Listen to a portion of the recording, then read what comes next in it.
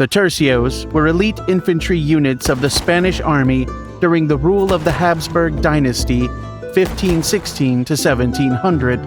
Although some of their characteristics date back to the time of the Catholic monarchs, each tercio was composed of a variable number of companies, and its soldiers were volunteers and professionals under the command of officers appointed directly by the king.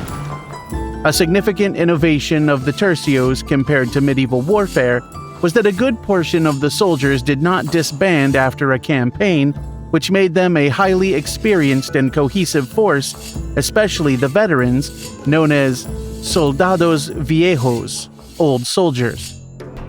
The tercios are considered among the finest soldiers in history, alongside the Roman legions and the Macedonian phalanxes, and for a century and a half, from the 16th to the 17th centuries, they dominated much of Europe militarily. Among their most famous victories were the battles of Pavia, St. Quentin, Lepanto, and Breda. In 1536, Charles V's Ordinance of Genoa mentioned the tercios for the first time, although their style of combat had been used previously. The first tercios were those of Lombardy, Naples, and Sicily, which may explain the name, each one possibly defending a third of Spain's holdings in Italy. Others believe the name tercio, meaning third, came either from the original number of 3,000 men or from the way the units were organized into three types of soldiers: pikemen, swordsmen with shields, and soldiers armed with crossbows or firearms. Their hallmark was this dynamic combination of different types of weapons, which made them versatile and effective against various kinds of armies and in diverse terrains from North Africa to Central Europe. Throughout their history, the tercios evolved in terms of formations, strategies, and weaponry. Initially, long pikes were considered the strength of the army, imitating the phalanxes of Alexander the Great and the Roman legions. 2/3 of a tercio's soldiers were pikemen. As firearms improved, the use of pikes declined to around 30%, with the rest of the force consisting of arquebusiers and musketeers.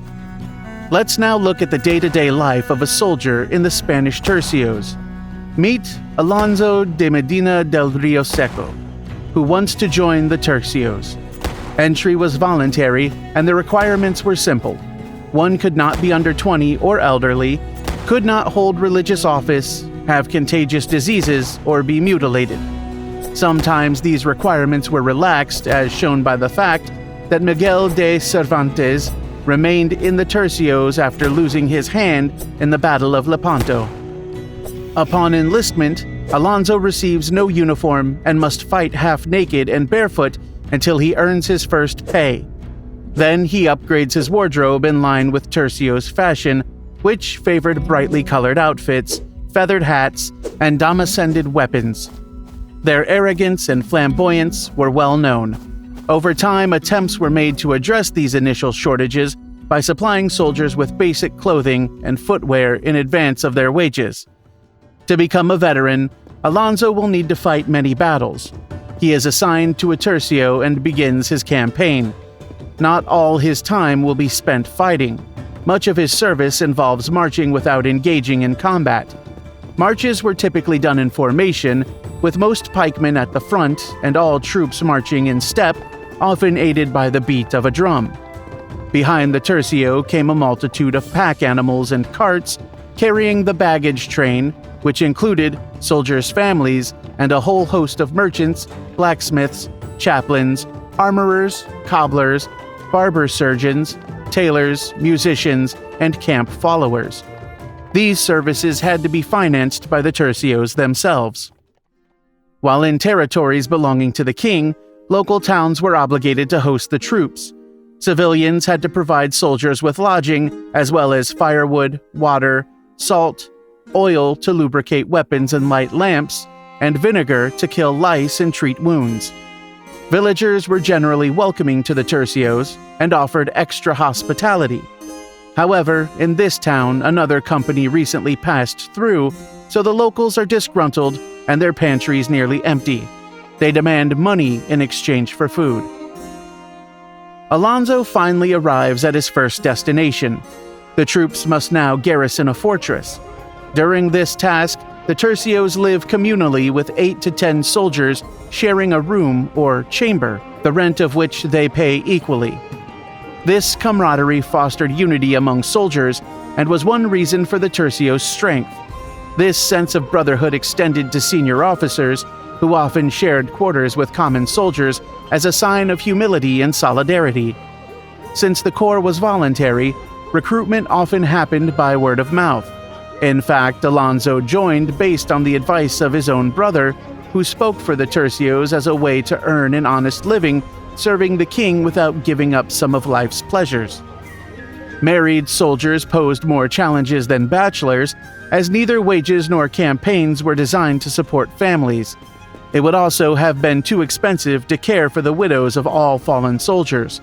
As a result, marriage among soldiers was discouraged and even banned by a 1632 ordinance, though in practice married soldiers outnumbered singles.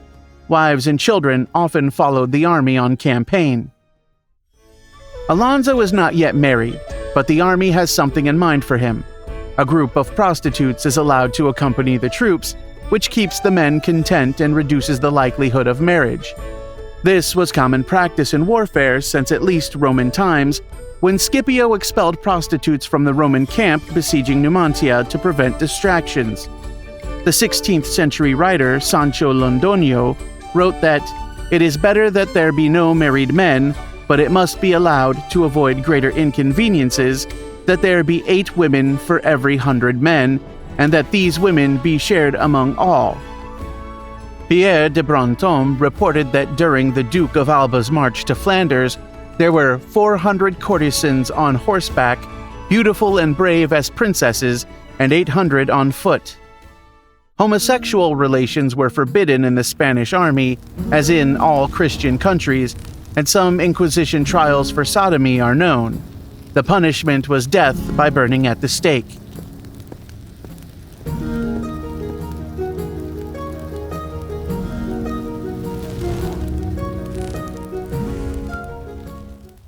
Finally, the day has arrived. Our young Tercio is about to face his first battle.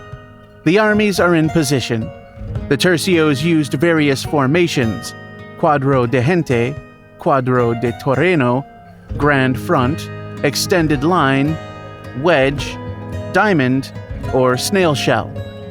In this case, the sergeant has chosen the quadro de gente, a square with as many rows as columns of men. In the front line, called the vanguard, stand the best armored pikemen. The rest of the pikemen complete the square. And outside the square are groups of arquebusiers and musketeers called mangas, sleeves. Alonso is placed in the rear rows of the square since he's inexperienced. From there, he watches the two armies approach and the battle begins. First, the cannons open fire, causing the first casualties on both sides. Armies were vulnerable to artillery, though it was still too primitive to decide battles on its own. With the first deaths come cries of pain and a nauseating stench. Next comes the cavalry, which approached with pistols to fire at enemies from beyond the reach of the pikes. Then come the muskets, which had a range of over 100 meters, followed by the arquebuses with slightly shorter range. By now, the battlefield is covered in thick smoke from the gunfire. Finally, it's the pikemen's turn. They lower their pikes and prepare for a frontal clash. The most common pikes were 5.42 meters long. These weapons were used for head-on collisions until one side broke the other. If the enemy came too close, soldiers would drop their pikes and draw their swords and daggers. The goal was to break the enemy's formation and force them to retreat when they realized they were at a disadvantage.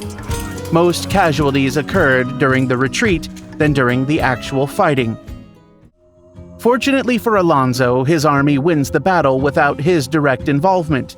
Usually, if the rear lines had to intervene or flee, it meant the battle was lost.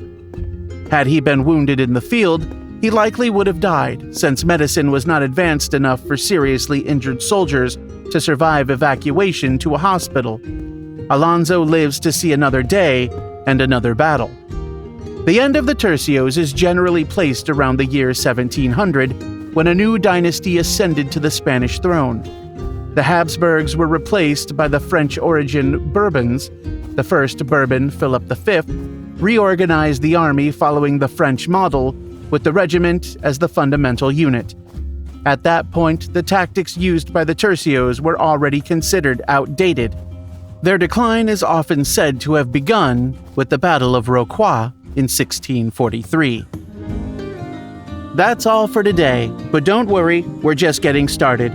If you like what I do and want to support a little bit more, you can join the YouTube channel for only $1 a month. It would help me a lot to keep uploading more amounts of videos. Thanks for joining this historical journey, and get ready for more fun facts and stories in the next video. See you soon, time travelers.